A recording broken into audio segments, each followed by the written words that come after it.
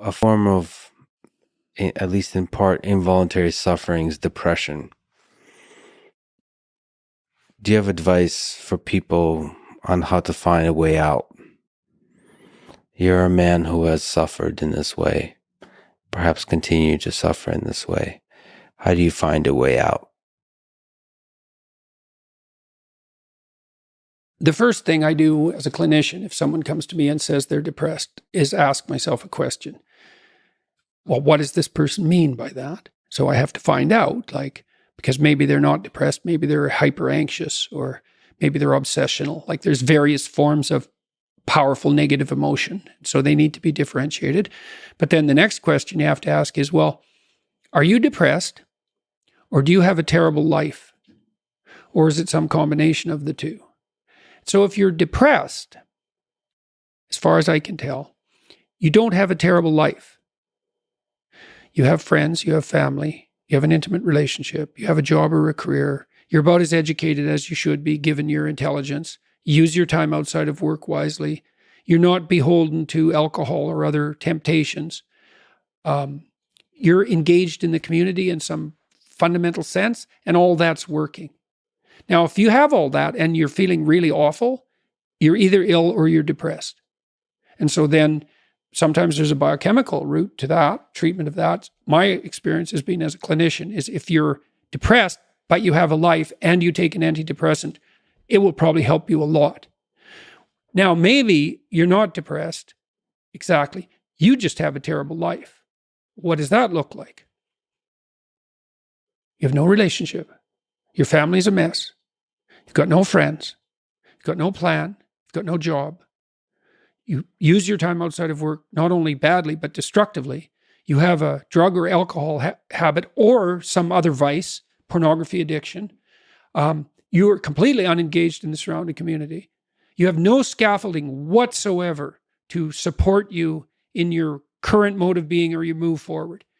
And then as a therapist, well, you do two things. Well, if it's depression per se, well, like I said, there's sometimes a biochemical route, a nutritional route.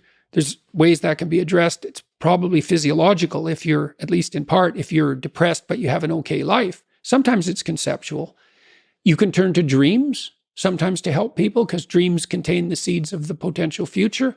And if your person is a real good dreamer and you can analyze dreams, that can be really helpful. But that seems to be only true for more creative people. And for the people who just have a terrible life, it's like, okay, you have a terrible life. Well, let's pick a front. How about you need a friend, like one sort of friend? Do you know how to shake hands and introduce yourself? I'll have the person show me. So let's do it for a sec. So it's like this. Hi, I'm Jordan. Right? And people don't know how to do that. And then they can't even get the ball rolling. For the listener, Jordan just gave me a firm handshake. Yeah, as opposed to a dead fish. And there's these elementary social skills that hypothetically, if you were well cared for, you learned when you were like 3. Yeah. And sometimes I had lots of clients to whom no one ever paid any attention. And they needed like 10,000 hours of attention. And some of that was just listening because they had 10,000 hours of conversations they never had with anyone. And they were all tangled up in their head. And they had to just, one client in particular, I worked with this person for 15 years.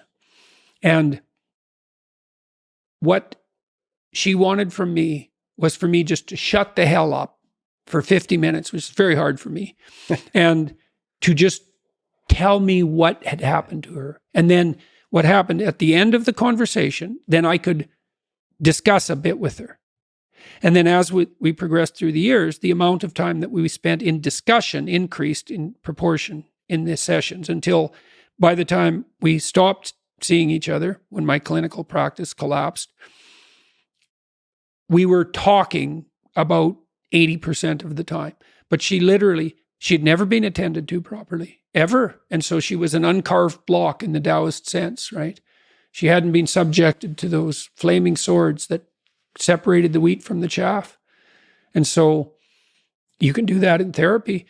If you're listening and you're depressed, I would say if you can't find a therapist, and that's getting harder and harder because it's actually become illegal to be a therapist now because you have to agree with your clients, which is a terrible thing to do with them.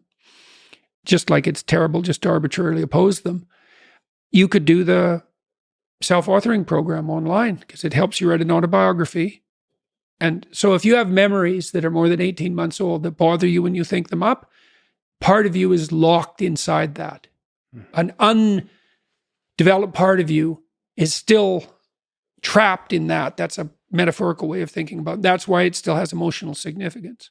So you can write about your past experiences, but I would say wait for at least 18 months if something bad has happened to you, because otherwise you just hurt yourself again by encountering it.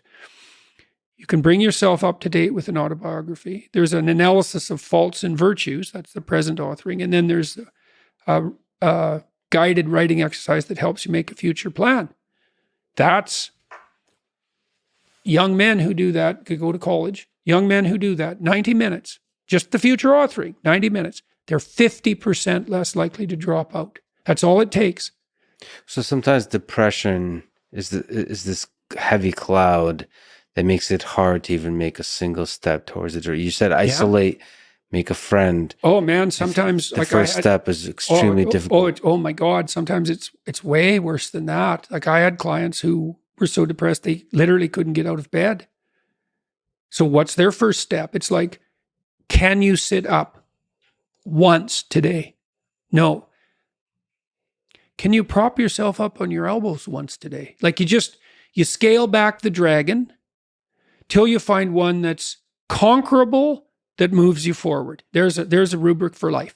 Scale back the dragons till you find one conquerable, and it'll give you a little bit of gold, commensurate with the struggle. But the plus side of that, because you think that, God, that's depressing. You mean I have to start by sitting up? Well, you do if you can't sit up. But the plus side of that is it's the Pareto distribution issue, is that aggregates exponentially increase. And failures do too, by the way, but aggregates exponentially increase. So once you start the ball rolling, it can get zipping along pretty good. This person that I talked about was incapable of sitting with me in a cafe when we first met, just talking, even though I was her therapist. But by the end, she was doing stand-up comedy. So, it took years, but still most people won't do stand-up comedy. That's quite the bloody achievement. She would read her poetry on stage too. So for someone who was petrified into paralysis by social anxiety and who had to start very small, it was a hell of an accomplishment.